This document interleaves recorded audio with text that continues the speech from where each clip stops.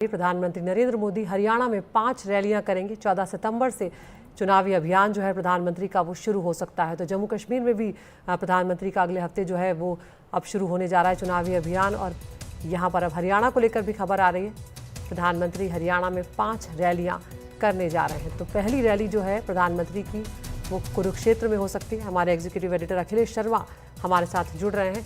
अखिलेश, यहाँ पर अब ऐसा लग रहा है कि अगला जो हफ्ता है उसमें बीजेपी जम्मू कश्मीर और हरियाणा दोनों में ही अपना चुनावी बिगुल जो है अपने दिग्गजों को मैदान में उतारने जा रही है। पीएम नरेंद्र मोदी के चुनावी अभियान की शुरुआत 14 सितंबर से हो सकती है। कुरुक्षेत्र में पहली रैली उनकी बताई जा रही कि वहां पर होगी। वहां से बीजेपी का चुनावी अभियान का आगाज पीएम नरेंद्र मोदी करने जा रहे हैं। साथ ही बीजेपी सूत्र ये भी बता रहे हैं कि कम से कम 5 रैलियां पीएम नरेंद्र मोदी हरियाणा में करने जा रहे हैं। तो ये एक बड़ी बात इस लिहाज से है कि बीजेपी 10 साल सत्ता में रहने के बाद तीसरी बार सत्ता में आने के लिए प्रयास कर रही है।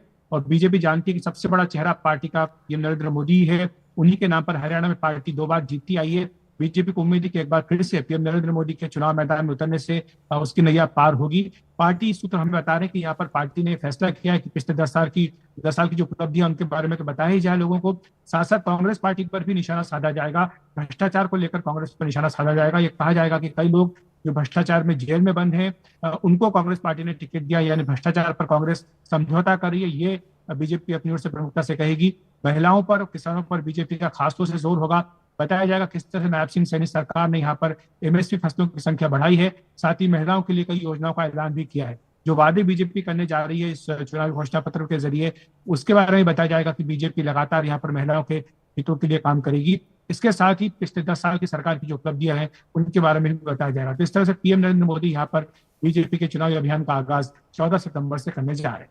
बिल्कुल अखिलेश, किस तरह से आप देख रहे हैं, क्योंकि लोकसभा चुनाव में भी हमने देखा कि पहले जैसी नतीजे थे वैसे एनडीए को यहाँ पर नहीं मिले हैं। और ऐसे में हरियाणा में 10 साल की सरकार हो चुकी है, तो एंटी इनकम्बेंसी फैक्टर जो है वो भी एक बड़ा रोल प्ले करेगा यहाँ पर।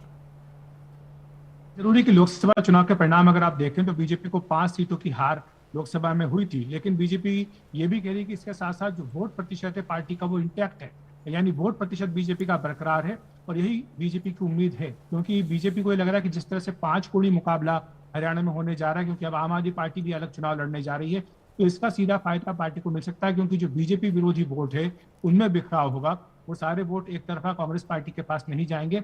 और यही उम्मीद बीजेपी की टिकी हुई है। साथ ही बीजेपी ने बड़ी संख्या में जाटों को भी टिकट दिया है। 13 अभी तक जाट उम्मीदवारों को बीजेपी ने मैदान में उतारा है। 13 दलितों को भी बीजेपी ने मैदान में उतारा है। तो पार्टी की उम्मीद है कि जाट और दलित वोट भी कुछ हद तक उसके पास आएंगे, पूरी तरह से कांग्रेस के पास नहीं जाएंगे।